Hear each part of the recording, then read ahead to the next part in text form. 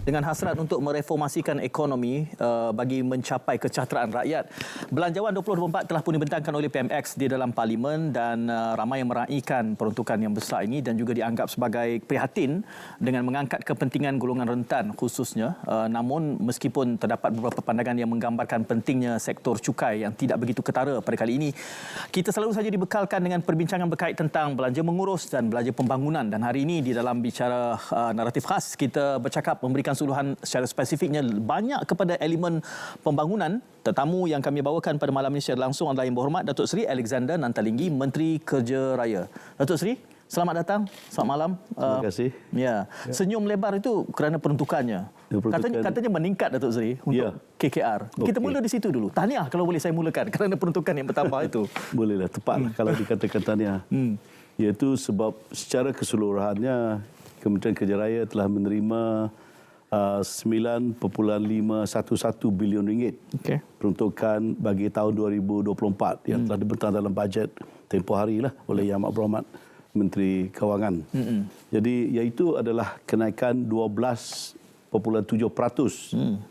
kalau berbanding dengan apa kita dapat untuk tahun 2023 ini yang hanya di tahap 8.3 bilion ringgit saja. Jadi kenaikannya adalah 12.7%, iaitu kalau dikatakan dalam ringgit Malaysia 1.08 bilion ringgit.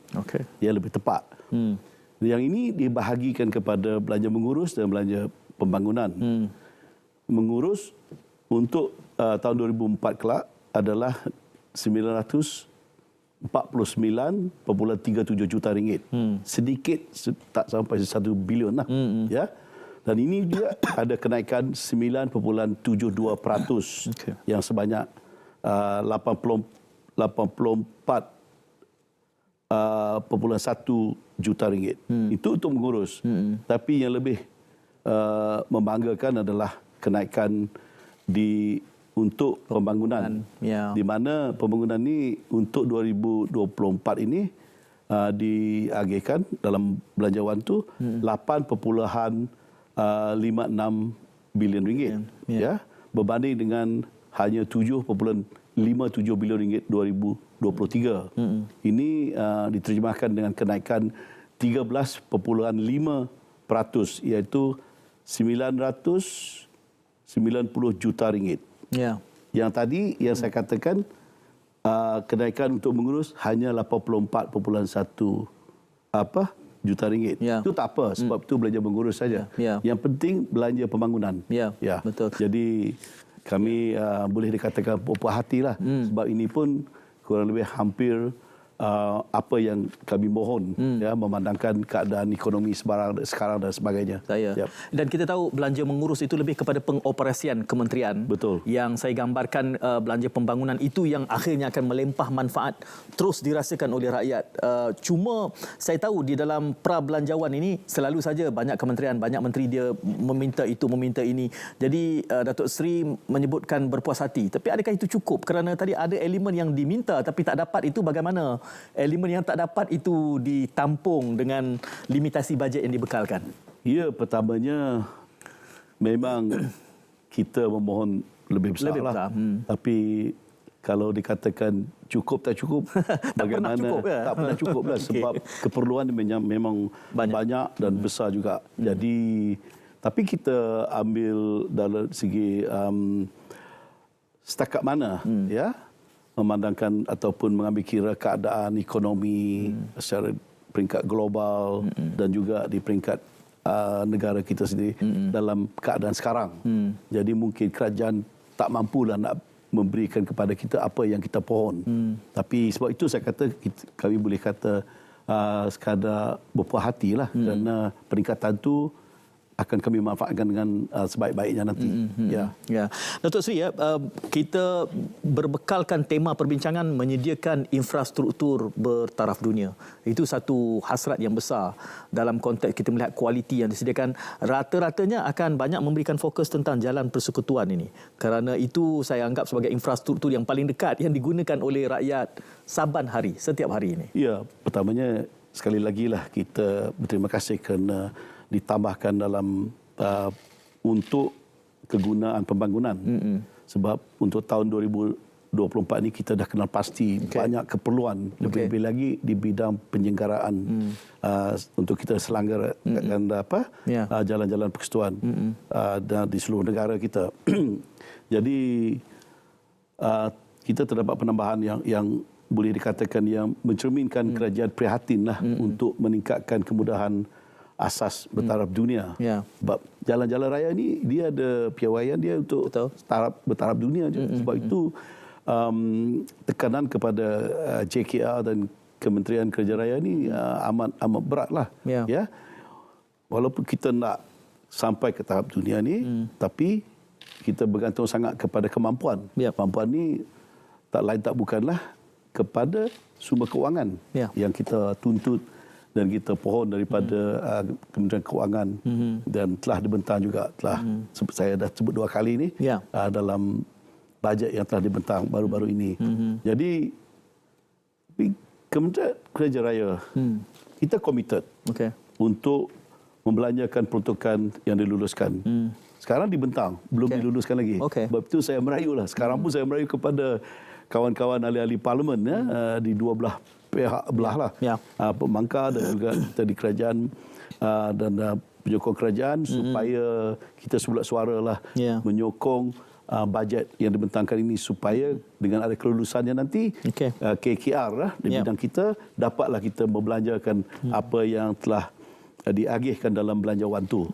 Kalau tak diluluskan jadi masalah lah untuk kita nak gunakan dana yang kita sangat perlukan.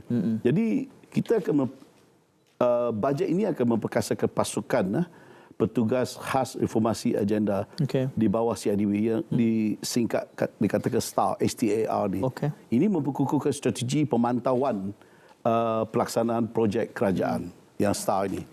Dan juga ada yang lain yang dikatakan reformasi perundangan sebab perlu juga kita melihat kepada peraturan dan perundangan dan itu membantu kerajaan juga dalam pembukaan kawasan industri baharu yang mempunyai high growth high value telah disebut sebab prasarana infrastruktur ini memang penting untuk economic activity. Sebab itu apabila kita bina lebuh raya, kita bina jalan memang bukan sekadar untuk memudahkan orang berpindah dari satu tempat ke satu tempat. Malah ia lebih penting juga untuk kita merancangkan aktiviti ekonomi di negara kita. Sebab itu peruntukan untuk pembangunan ini penting. Jadi selain itu ia juga membantu dalam pembukaan kawasan industri baharu yang mempunyai high growth, high value tadilah. Jadi peruntukan 2024 ini adalah kita turut mengambil kira selain daripada itu boleh saya katakan di sini nasib kontraktor kecil dan sederhana yang mereka boleh dikatakan dalam golongan G1 ke G4 dan G7 juga yang belum lagi dapat sampai ke tahap yang sudah lebih besar tu berjaya. Sebab mereka ini adalah pemain industri, stakeholders dalam industri pembinaan kita dan kita seharusnya juga prihatin kepada mereka lah. Jadi ada juga peruntukan ini kita ambil kira keperluan pembangunan modal insan di bidang pembangunan ataupun pembinaan melalui TVET dan juga kita perlu juga ambil kira adaptasi adaptasi pendigitalan dalam bidang ini. Sebab itu kita tahulah seperti mana sektor yang lain. Sektor industri pembinaan ini sangat-sangat sekarang perlu kita menguasai kepakaran dan sebagainya yang berlandaskan kepada pendigitalan. Jadi dan juga kemasukan teknologi baru dan tinggi. Sebab kita tak boleh lari daripada itu. Kalau kita tidak, orang lain masuk, negara lain masuk. Jadi industri pembangunan pembinaan kita agak ketinggalan. Tapi saya boleh kata di sini saya berbanggalah sebab saya dah dapati bahawa melalui CIDB dan sebagainya memang tahap industri pembinaan kita ini sangat-sangat tinggilah sudah mengadaptasi teknologi baru dan tinggi dan juga pendigitalan. Dan lagipun industri pembinaan dan infrastruktur awam negara akan terus kita diperkasakan dengan peruntukan yang disalurkan. Sebab itulah saya berbangga tadi ada peningkatan. Okey, peningkatan 12.7 walaupun saya memetik tadi Pak Datuk Seri menyebut bahawa kita harap dapat lebih. Tapi yang ada ni pun kita harus syukuri terlebih dahulu. Banyak Datuk Seri sebut tadi saya mengingatkan saya misalnya tentang bakat, mengingatkan saya tentang pesan Datuk Seri dalam HPTN. Tapi kita nak berikan fokus apabila Datuk Seri sebut berkait tentang kejuruteraan teknologi di dalam konteks bajet pada kali ini. Kalau kita boleh melihat kepada elemen itu, kerana Datuk Seri juga menyebut soal piawaian kita ni perlu memenuhi keperluan piawaian global. Kita sudah ada international standardnya. Jadi boleh kita bincang secara spesifik tentang teknologi dan kejuruteraan. Okey, kita fokus kepada jalan dulu. Standard piawaian kita. Kerajaan sedar dan akui kualiti jalan, terutamanya jalan persekutuan yang bawah seliaan langsung KKR dan JKR Malaysia lah, harus sentiasa terpelihara bagi menjamin keselesaan dan keselamatan rakyat yang mengguna infrastruktur yang tersebut, iaitu jalan-jalan lah. Jadi contohnya isu jalan berlubang, jalan berlubang sepanjang tahun 2023 ini sejumlah 37,623 jalan berlubang di jalan persekutuan seluruh Malaysia. Di mana pecahannya 4,500 lah, 4,500 lebih di Semenanjung dan tambah 33,000 di Sabah dan di Sarawak telah dikenal pasti dan dibaik pulih. Itu. Jadi kerajaan komited untuk memastikan tindakan diambil dalam tempoh 24 jam. Itu setelah menerima aduan jalan berlubang di jalan persekutuan. Ini ada kaitan dah, nanti mungkin akan saya sebut dalam kempen My Jalan dan sebagainya. Ini sebahagian daripada objektif kempen My Jalan. Jadi begitu juga kerajaan komited untuk memastikan tindakan diambil dalam masa segera dan singkat.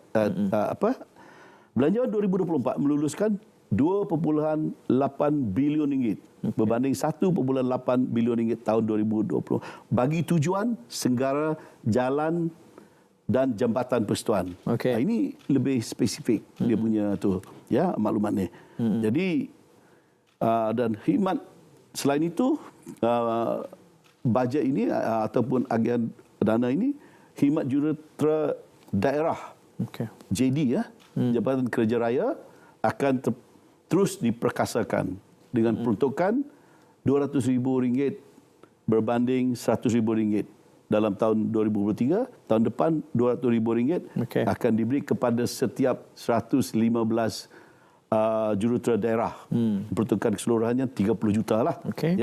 Ini bagi tujuan menangani aduan kecil dan luar jangka melibatkan jalan persekutuan untuk kita boleh buat kerja-kerja pembagi dalam masa yang telah saya sebut tadi, 24 jam. Sebab dengan ada dana sebegini di tangan mereka, sudah tentulah mereka ni dapat bergerak dengan cepat. Tak perlu mohon kepada di ibu pejabat dan menunggu saluran duit itu disalur kepada mereka, akan mungkin mengambil masa.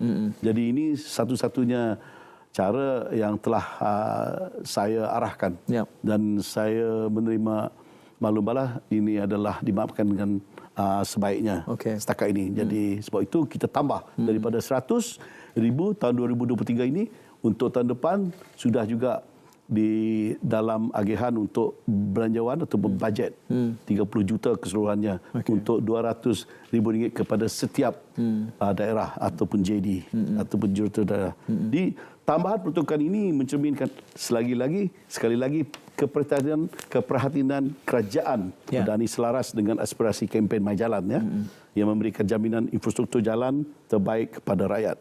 Jadi inilah boleh dikatakan the gist of it lah, yang bagaimana kita nak memanfaatkan bajet yang diberi ini. Datuk Seri, saya membayangkan rakyat banyak ingin mengetahui. Saya sebutkan soal jalan persekutuan tu kerana jalan tu yang digunakan saban hari. Tetapi kita tahu juga cuaca ini memberikan kesan. Kita tengok tanah runtuh sana, tanah runtuh sini, jadi kesan alam sekitar, dan juga bagaimana bajet ini membantu akan kita tangani selepas kita berehat seketika. Teruskan kesian anda.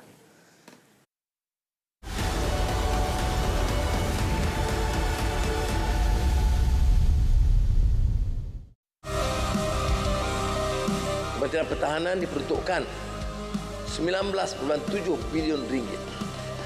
Ini peningkatan daripada tahun sebelumnya kerana kurang keupayaan kita memperbaiki dan membeli keperluan pertahanan yang mendesak. Begitu juga Kementerian Dalam Negeri diberi peruntukan 19 bilion ringgit, satu penambahan 500 juta ketimbang 2023. Kerajaan akan memulakan proses perolehan aset baru, termasuk 12 helikopter baru Tentera Udara Diraja Malaysia, perolehan aset utama Tentera Darat, kereta perisai, High Mobility Light Tactical Vehicle, Hovercraft Integrated Fast Interceptor, kenderaan sokongan pelbagai jenis. Memasang pulih 2 aset kapal selam selain meneruskan perolehan 3 buah Littoral Mission Ship Tentera Laut Diraja Malaysia. Mengganti aset lama dengan 7 buah pesawat kapal terbang twin engine, 5 buah helikopter ringan PDRM.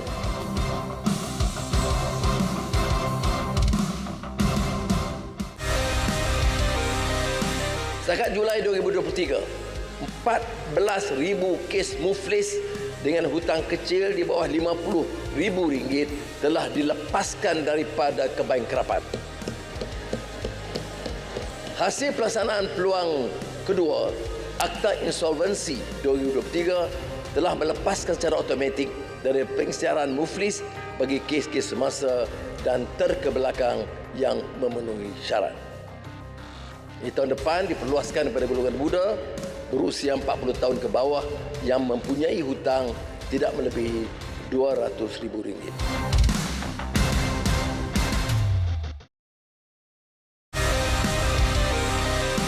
Kerajaan akan terus membela nasib rakyat dan menumpukan keutamaan kepada perkhidmatan projek yang memberi kesejahteraan kepada rakyat. Antaranya, menangani masalah asas rakyat. Pembaikan tandas tidak boleh diterima kalau anak-anak kita terpaksa mengharungi alam persekolahan dan kemudahan asas. Jadi saya ucap tahniah kepada Kementerian Pendidikan kerana berjaya 8,354 tandas di seluruh negara. Dan sejurus daripada itu, untuk tahun ini, KPKT harus memantau keadaan tandas awam. Maka RM150 juta disediakan bagi menyelenggara tandas awam.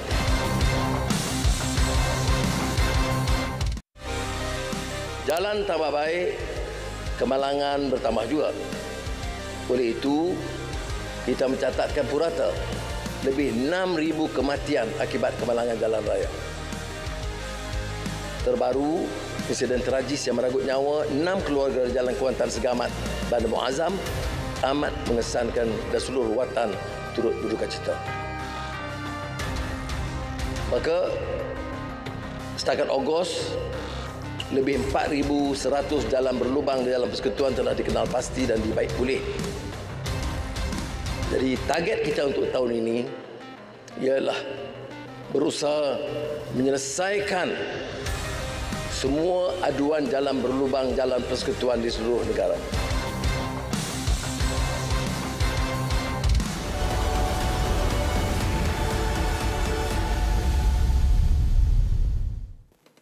Memetik apa yang dikongsikan oleh PMX dalam pembentangan Belanjawan 2024 tadi. Jalan bertambah baik, kemalangan bertambah juga. Jadi saya sedang berbincang secara langsung dalam naratif khas ini bersama Menteri Kerja Raya yang berhormat Datuk Seri Alexander Rantalinggi. Pusingan yang awal banyak kita bicarakan tentang peruntukan yang sudah bertambah demi menyediakan infrastruktur bertaraf dunia.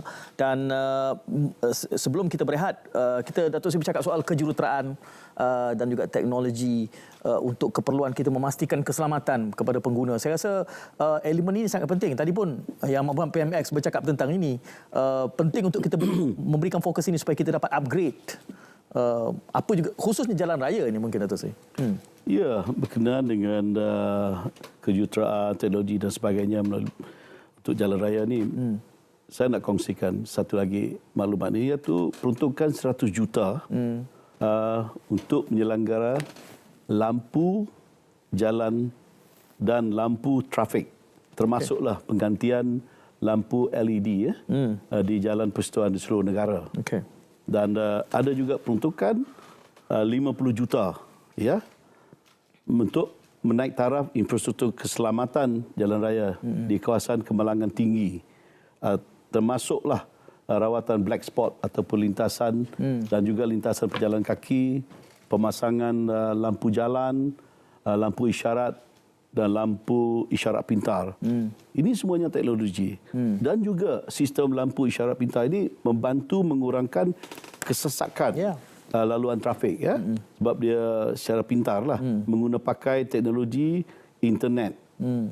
Yang dikatakan IoT, Internet of Things. Internet of Things, ya. Dan juga artificial intelligence. Yang kesemuanya akan membantu dalam kita mengurus masalah kesesakan. Dia pintar. Ya, dia tengok kalau terlalu banyak kereta kenderaan di jalan tu, mungkin lampu itu sekejap hijau, dia panjang masanya memberi laluan. Kalau ada tiba masanya nanti kalau kurang kenderaan di jalan tu, mungkin dia diberhentikan lebih lama lagi untuk beri laluan kepada mana-mana laluan yang lebih memerlukan laluan, yang lebih banyak lagi kereta. Sebab itu dia dikatakan pintar lah. Ya.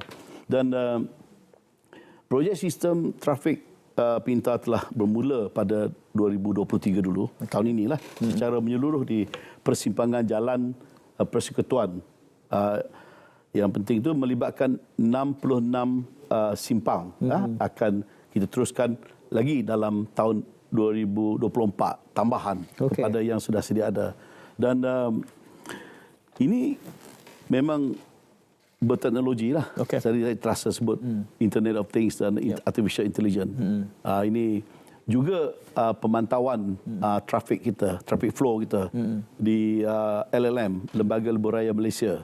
Memang mereka mengurus, dia ada bilik, boleh dikatakan bilik gerakan dia dengan kesemuanya di mana kamera-kamera telah dipasang di Lebuh Raya. Dan juga kita difahamkan di DBKL pun ada, di pihak PBT lain pun ada. Tapi saya bincang tentang LLM lah, sebab LLM ni, Lembaga Lebuh Raya Malaysia ni adalah di bawah Kementerian Kerja Raya ni. Jadi kesemua ini untuk kita boleh dikatakan mengurus dengan terbaik menggunakan teknologi. Dan sebab itu bajet ni penting. Tadi saya sebut 100 juta ringgit dan juga 50 juta ringgit untuk yang tertentu lah. Lampu jalan. Saya membayangkan, Datuk Seri, kalau boleh saya perpanjangkan sikit persoalan berkaitan teknologi ini. Selalu saja orang menganggap bila kita perlu deploy teknologi dia jadi mahal.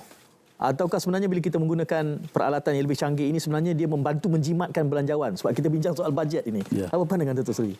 Memang untuk jangka panjang ia akan membantu kita mengurangkan kos dan juga yang lebih penting untuk kita memastikan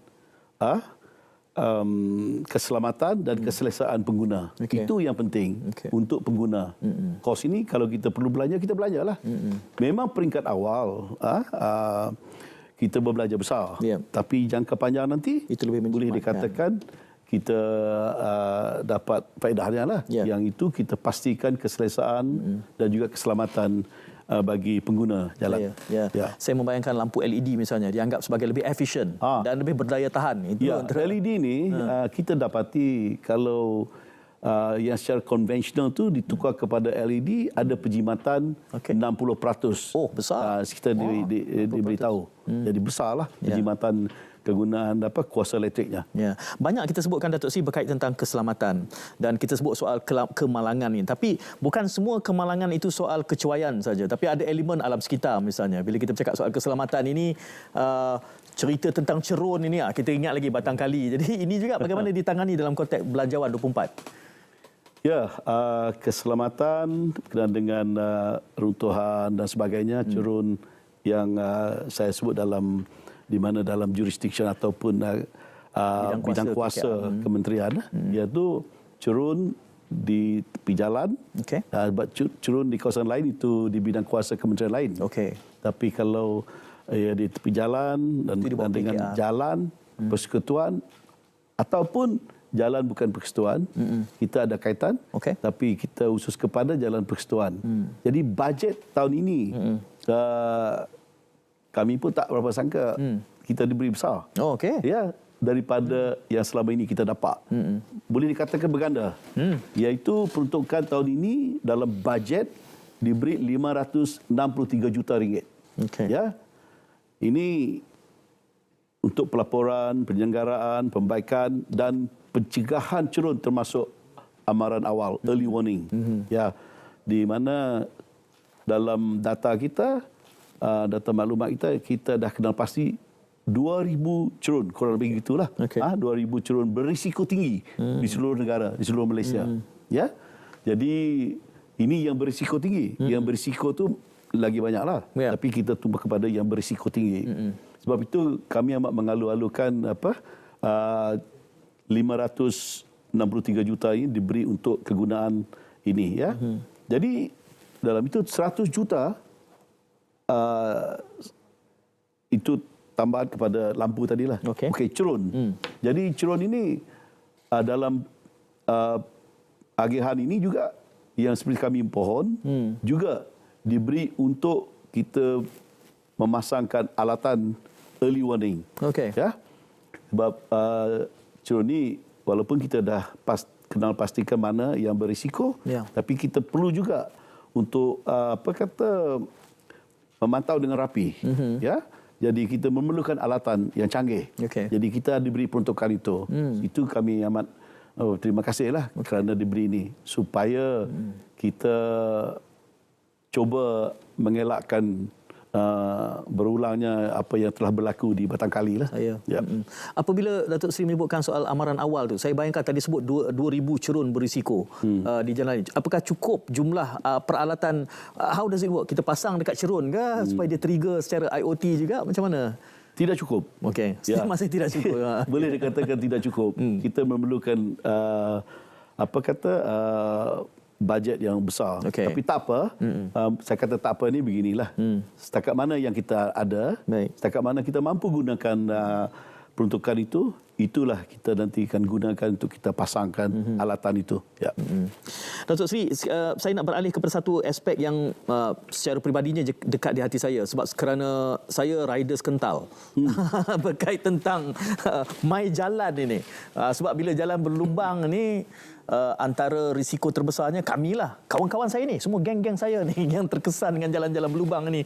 Motor saya langgar lubang pun terbuka bucket.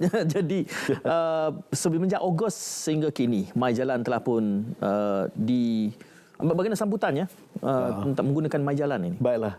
Ya, kempen My Jalan ini seperti mana telah disebut tadi, dan mungkin saya berharaplah seperti mana ramai sudah sedia maklum, kempen My Jalan ini telah dilancarkan oleh Yang Amat Berhormat Perdana Menteri sendiri, ya, di Greek, ya, di Pulau Banding lah, di mana pada 24 bulan Ogos, dah berapa bulan lalu lah. Dan kempen ini setakat ini memang kami rasakan dia dah boleh dikatakan dapat traction lah. Maknanya dia saban hari dia dah bertambah lah. Ada saja laporan, laporan tu. Jadi tadi kata biker ni yang bermotor ni, sebab itu kita pilih ikon kawan saya Datuk Awi lah. Dengan kawan-kawan dia jadi rider pada hari Datuk berkawan dengan Datuk Awi, memanglah. Saya fan dia lah. Fan. Jadi kita pilih dia dengan kawan-kawan dia bermotor semasa Yang Amat Berhormat Perdana Menteri lancarkan kempen My Jalan. Terima kasihlah kepada Datuk Awi dan kawan-kawannya yang bermotor ni. Jadi berbalik kepada kempen My Jalan ni. Memang sudah ada sebelum ini kempen ni dilancarkan, sudah ada pelbagai kempen dilancarkan, tapi ini penambahan dan peningkatan usaha daripada Kementerian Kerja Raya dan JKR Malaysia untuk kami telah memikir dan bersetuju untuk kita adakan satu kempen sebegini yang dinamakan My Jalan. Sebab My Jalan ni supaya semua, everyone is a stakeholder, boleh dikata begitu. Sebab itu kata My Jalan, My Road lah. Semua kita milik kami, milik kita bersama. Semua, milik saya, milik kita semua. Supaya kita nak serapkan itu accountability pada semua pengguna jalan raya. Kalau kita ada berasa bertanggungjawab kepada jalan kita, sudah semestinya kita akan menggunakan jalan itu dengan sepatutnya. Maksud saya, janganlah kenderaan berat melanggar peraturan, bawalah muatan lebih, muatan berat yang selalunya merosakkan jalan. Jadi, tapi saya nak cerita dulu tentang My Jalan ni, kempen ni tadi, sebab ditanya. Sebab kita buat pelancaran, setakat ini jumlah aduan diterima adalah lebih 3,000. 3,215 aduan. Di mana dalam maklumat saya ni 327 atau 10.17% adalah aduan dalam siasatan, masih dalam siasatan. Dan 208,088 atau 89% lebih sikit aduan dah selesai. Jadi ini kena ambil tahu. Selesai maknanya merujuk kepada aduan di bawah seliaan agensi KKR, Kementerian Kerja Raya. Sebab yang ini dalam kawalan kami. Kami boleh tentukan penyelesaiannya. Yang telah selesai dan aduan. Tapi aduan yang dikatakan NWD ni, no wrong door policy. Sebab kempen My Jalan ni kita semua bukan jalan sekadar tumpu kepada jalan persekutuan sahaja. Sebab pengguna ni dia jalan persekutuan, jalan negeri, jalan PBT yang lain memang mereka gunakan. Dan jadi kita bantulah untuk kita mendapat maklumat tentang kerosakan jalan. Sebab itu kita amalkan no wrong door policy. Baik, Datuk, kita akan perdalamkan ini bila kita bercakap soal jalan persekutuan, jalan negeri, jalan PBT ini untuk kita memahamkan penonton. Kita berehat seketika dan kembali menjawab spesifik tentang My Jalan. Okey.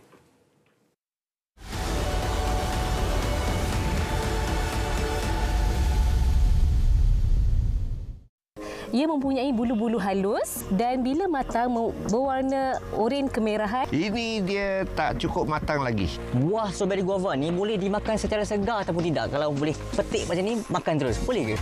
Biji buah melinjau. Biji berwarna hitam yang dah cukup masak ranum. Fungsi kita genting ni adalah untuk melembutkan kulit dan juga isinya. Membuatkan rasanya lebih manis.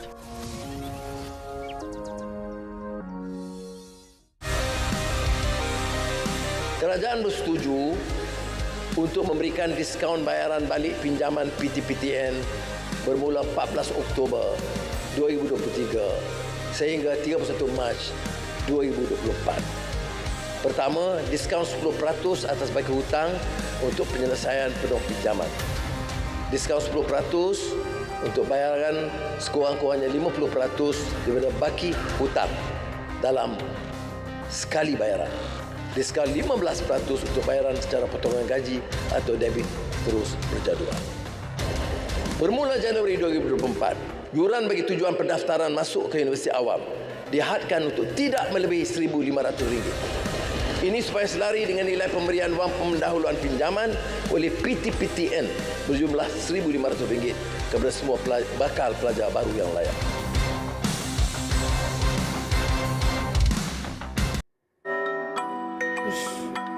Betul ke ni?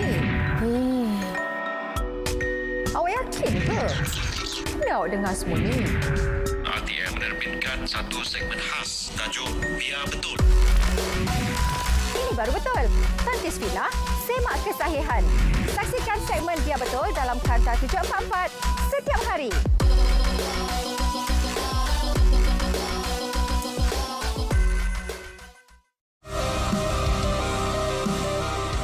Tahun Melawat Malaysia ditetapkan semula pada tahun 2026 dengan sasaran ketibaan 26.1 juta pelancong asing dan perbelanjaan domestik sebanyak 97.6 bilion ringgit. 350 juta ringgit bagi merancangkan promosi dan aktiviti pelancongan supaya Malaysia kembali sebagai destinasi pelancongan pilihan utama. Ini termasuk kempen Melawat Malaysia, kerjasama industri dan aktiviti promosi, pengenjoran acara pelancongan, bantuan kepada lebih 200 penggiat kebudayaan yang menganjurkan aktiviti seni dan budaya, geran padanaan penerbangan charter dan dana kepada Pusat Pelancongan Islam ITC untuk membangun industri pelancongan mesra Muslim di Malaysia.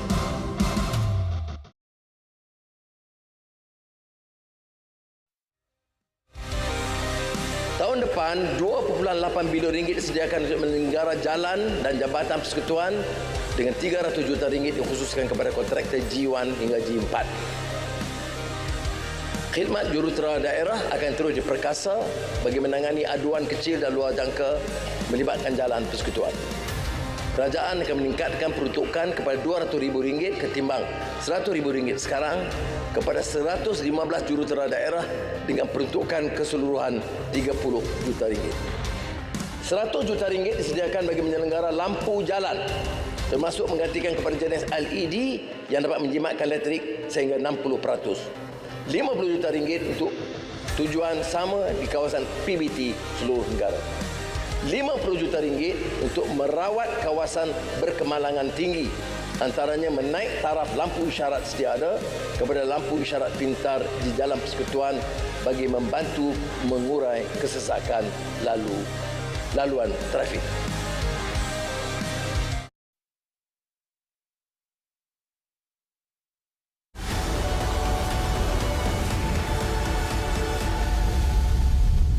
Ya, bingkisan yang dikongsikan tadi, petikan daripada PMX hanya mengukuhkan apa yang Datuk Seri sebutkan soal lampu trafik pintar. Tapi kita sedang sedap bersembang mai jalan tadi.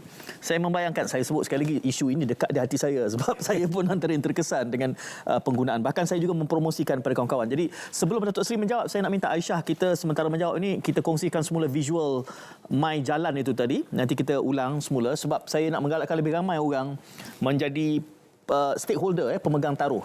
Datuk Seri tak bagi saya, kalau saya pakai tadi. Ada ada button itu, ada butang mai jalan.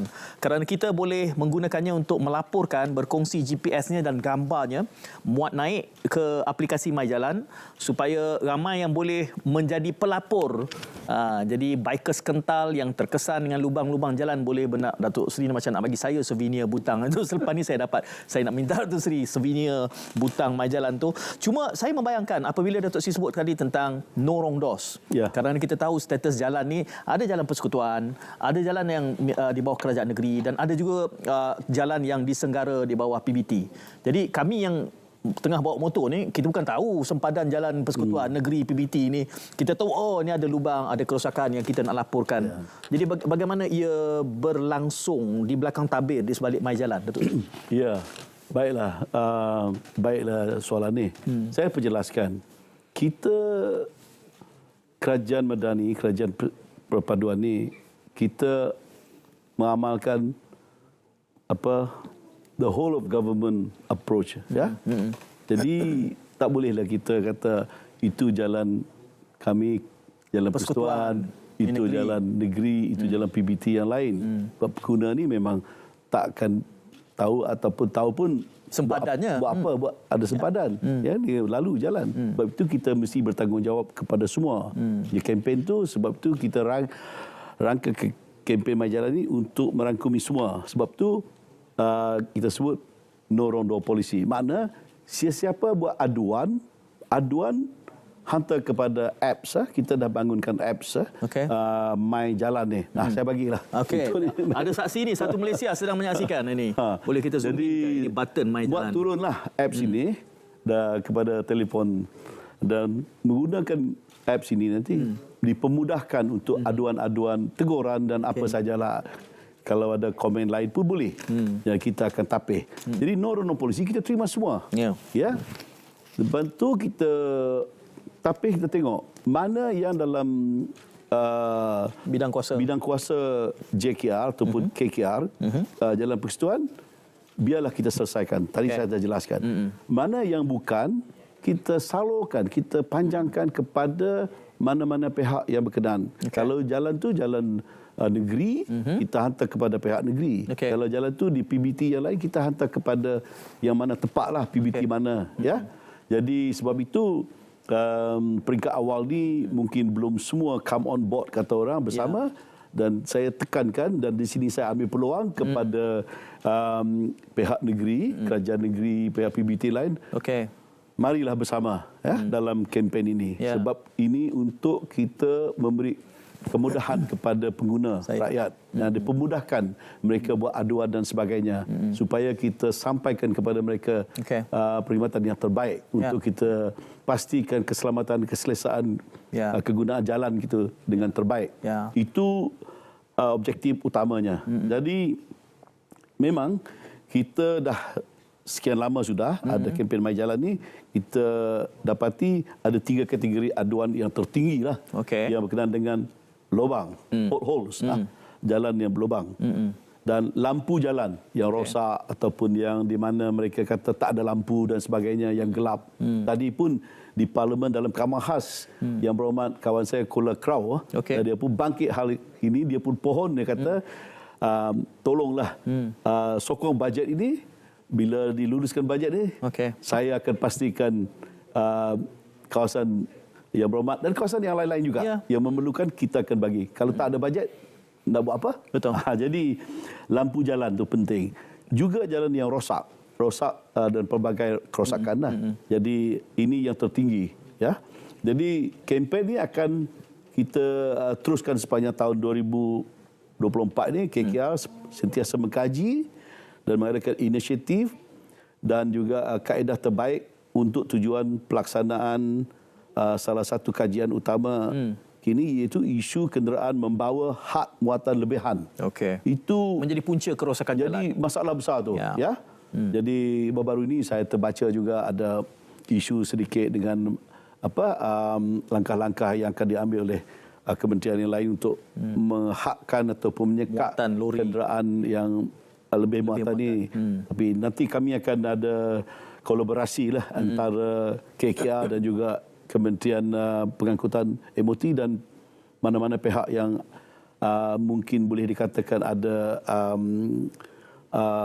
perlu kita libatkan dalam kita secara keseluruhan. Kita we do not work in a silo. Kita the whole of government approach kita amalkan. Jadi MOT, JPJ dan sebagainya. Jadi sebab itu berbalik kepada apa yang akan memboleh kita buat banyak kita perlu buat ni ialah keuangan. Sebab itu sekali lagi saya ucapkan terima kasih kepada Kementerian Kewangan lah. Tanpa peruntukan usaha tidak akan berhasil. Saya nak kempen sikit ni Datuk Seri. Saya dah pakai ni button yang Datuk Seri berikan ni. Ni nampak My Jalan. Saya nak menggesa sebab saya bayangkan KKR dan juga segala agensi ni kita harus menjadi mata dan telinga yang membantu untuk mengenal pasti. Tadi ada 3 kategori: jalan berlubang, lampu jalan dan juga jalan yang rosak. Jadi muat turun My Jalan dan kita muat naik laporan, mengambil gambar dan juga berkongsi lokasi melalui GPS. Itu penting supaya kita boleh membantu. Ini saya gambarkan Datuk Seri, kami ni yang marhain ni, yang motor ni. Tapi ini masa di Kembara Kenali Borneo ni, yang di Pertuan Agong pun. Saya rasa itu satu kesempatan untuk kita melihat juga elemen Sabah Sarawak ni. Tapi ada cerita soal jambatan yang runtuh semasa di Sabah ni. Ya, betul. Pertamanya, saya sekali lagi lah boleh dikatakan bagi pihak kami di Sabah, di Sarawak lah, sangat-sangat terharu lah dengan keluarga diraja Tuanku di Pertuan Agong, Tuan Permaisuri Agong dan juga anak-anak yang semasa 2 minggu ni, 14 hari. Dari September 3 hari bulan sampai ke 13 hari bulan September, yang sepanjang lebih 2,100 lebih kilometer. Jadi dalam program yang dikatakan Kembara Kenali Borneo ni, banyaklah yang sangat terbaik dan sampai hari ini dan menyentuh hati lebih rakyat. Lama lagi menyentuh hati rakyat, lebih kami di sana. Jadi menjunjung kasihlah pada keluarga diraja ni. Jadi yang hasil juga kepada rakyat sepanjang jalan tu, tuanku menerima aduan daripada rakyat, ya, Dan semasa 16 September perayaan Malaysia, Hari Malaysia di Kuching, Yang Amat Berhormat Perdana Menteri sendiri dia pegang tebal ini surat menyurat dan aduan-aduan yang disampaikan ke rakyat kepada Tuanku Agong, dan Tuanku Agong arahkan Perdana Menteri untuk selesaikan masalah dalam setebal ini, surat-surat dan sebagainya. Dan ini jadi arahan daripada Yang Amat Berhormat Perdana Menteri. Jadi yang khusus kepada KKR ni banyak, tapi yang boleh dikatakan yang boleh saya beritakan cara berita baiklah, di satu tempat di mana di Sungai Liwagu, kampung penginatan di Ranau, Sabah lah, di mana jambatan telah 2 kali runtuh. Setelah disiap runtuh lagi. Dan ini minggu lepas saya bawa kepada mesyuarat kabinet untuk seperti mana yang dipohon oleh rakyat kat sana melalui Tuanku Agong, dan disampaikan kepada kerajaan dan KKR, disuruh buat cadangan.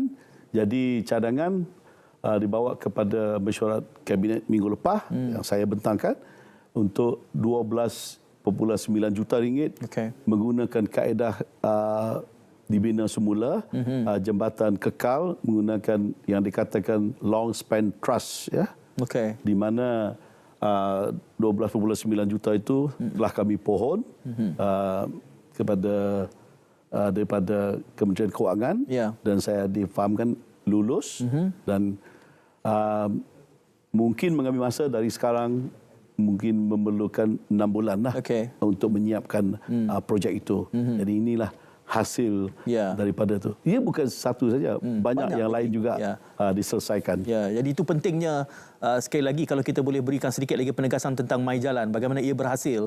Tuanku melalui kembara itu juga menerima aduan. My Jalan juga kita boleh menjadi mata dan telinga kepada kementerian. Sementara kita sebut soal Sabah Sarawak ini, bagaimana peruntukan infrastruktur ini akan memperkasa prasarana di Borneo. Kita akan memperdalami bersama Menteri Kerja Raya selepas kita berjeda seketika.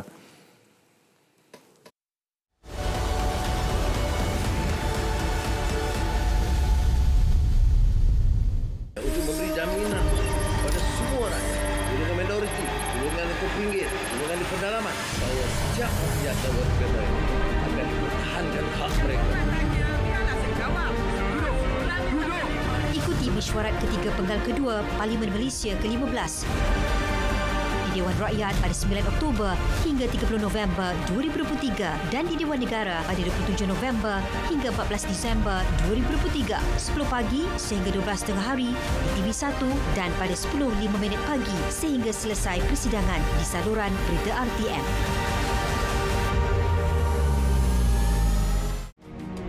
Marilah kita mengambil iktibar dengan kejatuhan serta keruntuhan tamadun dan kuasa besar dunia akibat daripada budaya fitnah yang mendominasi dan membarah dalam kehidupan bangsa ini. Selepas kewafatan Rasulullah SAW, fenomena fitnah telah membawa kepada peristiwa yang amat tragis dalam sejarah Islam menerusi pembunuhan Khalifah ketiga, iaitu Saidina Uthman bin Affan. Demikian hebat hakikat fitnah dan tipu daya yang bukan sahaja telah menumpahkan darah seorang pemimpin Islam yang agung, malahan telah turut menghancurkan keharmonian dan kestabilan sesebuah negara.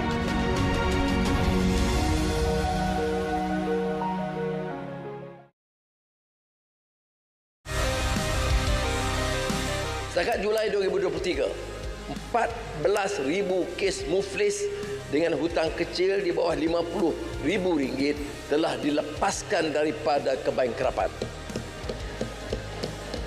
Hasil pelaksanaan peluang kedua, Akta Insolvensi 2023 telah melepaskan secara automatik dari pengisytiharan muflis bagi kes-kes semasa dan terkebelakang yang memenuhi syarat. Di tahun depan diperluaskan kepada golongan muda berusia 40 tahun ke bawah yang mempunyai hutang tidak melebihi RM200,000.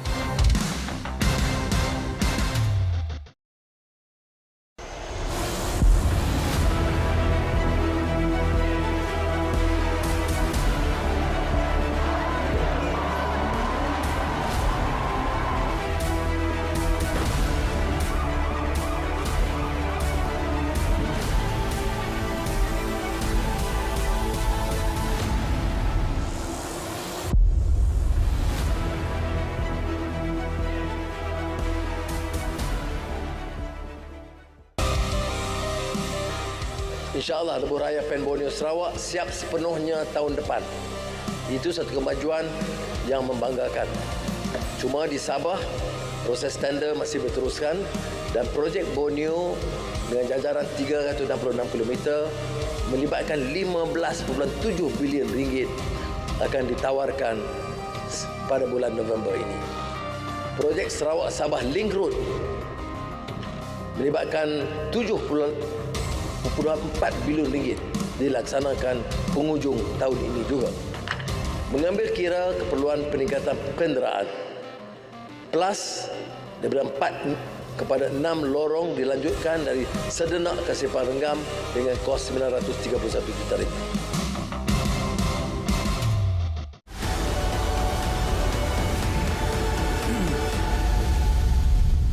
Ya, tadi kita bercakap soal mai jalan. Tengok, Datuk Seri saya dua-dua dah ada. Banyak bekalan butang mai jalan ni. Ya. Ni Syarmina Aisyah pun jaki. Dia nak juga. Ada banyak Datuk Seri. Kena bagi semua ni ramai. Ada ya. Nak bagi ni. Kru kamera tolong pakai ya. Kita nak kempenkan mai jalan. Nampak? Ni butang. Datuk Seri pun ada. Tadi Datuk Seri punya pada saya dan Datuk Seri simpan banyak bekal dalam poket tu. Ya.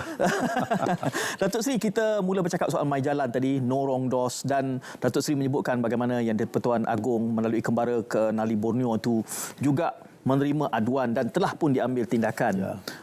Dan kita mula bercakap dan beri sorotan kepada Sabah dan Sarawak. Tahniahlah kepada teman-teman di Borneo sentiasa saja mendapat peruntukan pembangunan yang konsisten terbesar sepanjang tempoh 20 tahun yang berkebelakangan ini. Jadi apa manfaatnya dalam konteks bajet atau pembelanjawan 24? Ya, bajet ni memang ditekankan oleh Yang Amat Perdana Menteri lah. Untuk Sarawak Sabah ini, Pen Borneo yang di Sarawak ni yang baki belum siap, yang dikatakan akan siap tahun 2024 ni. Okey. 24. Betul. Jadi 24 ni di siap semua boleh di Sarawak punya. Okey. Untuk di Sabah fasa 1P ni banyak lagi yang belum dapat kita bagi surat sudi terima ataupun kontrak diputuskan. Jadi dia lambat lagi. Tapi yang penting projek ini diteruskan, ditekankan oleh Yang Amat Perdana Menteri supaya dia akan dijalankan dengan lancar. Dan begitu juga ada satu lagi projek iaitu Sarawak Sabah Link Road 2 ni ya. Itu R3 bukan highway, bukan lebuh raya, tapi perlu untuk di kawasan pedalaman juga ditekankan untuk pelaksanaannya. Tadi disebut, saya tak nak orang keliru, disebut 15.7 bilion ringgit peruntukan, bukan dibelanjakan dalam 1 tahun 2024 saja. Yang penting adalah proses ya, proses dari sekarang. Dokumentasi dan sebagainya, value engineering dia, value management dia dan sebagainya ya. Jadi value assessment project itu sedang jalan dan ada yang sudah siap. Ya. Jadi yang sasaran KKR ni dan juga diarahkan oleh Yang Amat Berhormat Perdana Menteri untuk projek Sarawak Sabah Link Road 2 ini. Sebelum penghujung tahun ini, kalau boleh kita dapat keluarkan surat sudi terima, ya, kontrak dia. Jadi kita baru bincang, mungkin kita dapat menepati itu. Kalau tidak pun dia masuk sedikit dalam bulan Januari, ya, itu yang penting. Dan kerja fizikalnya mungkin dalam masa 4-5 bulan kemudian, pertengahan tahun depan. Itu SSR2. 2. Untuk Sarawak, untuk Sabah tu Pen Borneo. Ya, berapa package lagi kita belum lantik kontraktor secara prakelayakan tender lah ya. Ini pun kerja-kerja awalan sedang dibuat. Jadi banyak lagi proses dokumentasi dan sebagainya. Tapi sasaran kita hujung tahun ini kita harapkan kita dapat juga selesaikan tender-tender tertentu dan juga buat tawaran kontrak. Ini proses yang ditekankan. Lepas tu kerja fizikalnya masuk ke tapak dan sebagainya memang di tahun depan. Itu sasaran kita. Ya. Jadi itu manfaat. Saya membayangkan keseluruhannya Sabah Sarawak itu jangka 20 bila siap kesemuanya rangkaian. Kalau untuk Sarawak tahun depan 2024 Sabah siap ya. Sasaran Sabah? Sasaran Sabah lagi lama lagi. Mungkin dia sebab belum bermula, banyak pakej belum bermula. Pertimbangan yang saya fikir lagi. Banyak pertimbangan yang belum. Saya membayangkan itu projek yang melibatkan pemain-pemain besar, tapi dia akan trickle down, dia akan kemudiannya melimpah kepada pemain kecil. Kerana Datuk Seri ada menyebut sedikit tadi di awal berkait tentang kontraktor, pemain-pemain kecil ini. Apa peranan mereka di dalam melengkapkan jaringan nilai khidmat infrastruktur bertaraf dunia ini, Datuk Seri? Adakah ada peranan mereka dalam konteks bajet ini? Bagaimana pemerkasaan kontraktor kecil? Ya, maksud ni tentang kontraktor golongan G1 G4 ya. Ya, okey. Kalau ya betul lah. Betul. Ya, memang apabila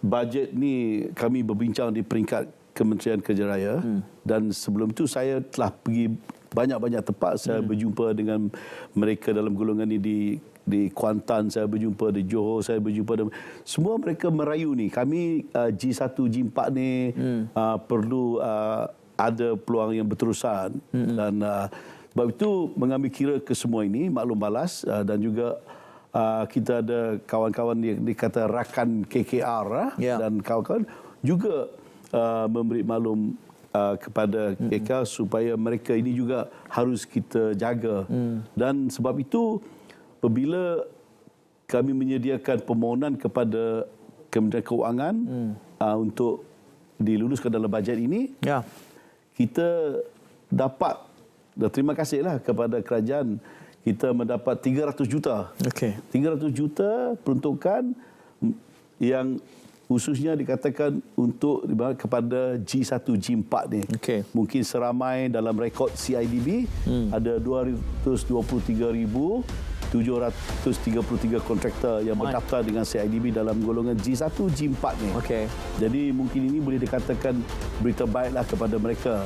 Dan kerja-kerja ni akan kita buat melalui kaedah kerja undi dan arahan kerja bagi mengelakkan kesenjangan peluang. Semua mendapat peluang yang supaya mereka ni dapat peluang. Kita dapat bela mereka, jaga kepentingan mereka. Ya. Jadi dan ini adalah untuk memperbaiki ruang pembangunan semulalah kemampanan kontraktor untuk terus berdaya saing dalam era revolusi industri ini. Ya, jadi belanjawan manfaat infrastruktur itu untuk rakyat, tetapi di tengah-tengah itu pemain industri, pemain besar dan kecil juga diberikan penegasan. Terima kasih Datuk Seri kesempatan 1 jam bersama kami pada malam ini. Saya nak sekali lagi, saya suka ni, saya minat ni pakai ni. Jadi jangan lupa muat turun aplikasi MyJalan dan muat naik laporan setiap kerosakan lampu, jalan berlubang dan juga kerosakan jalan. Terima kasih kerana ini mahal ni dan menteri bagi. Ini bukan main-main ni, bukan kaling-kaling ini.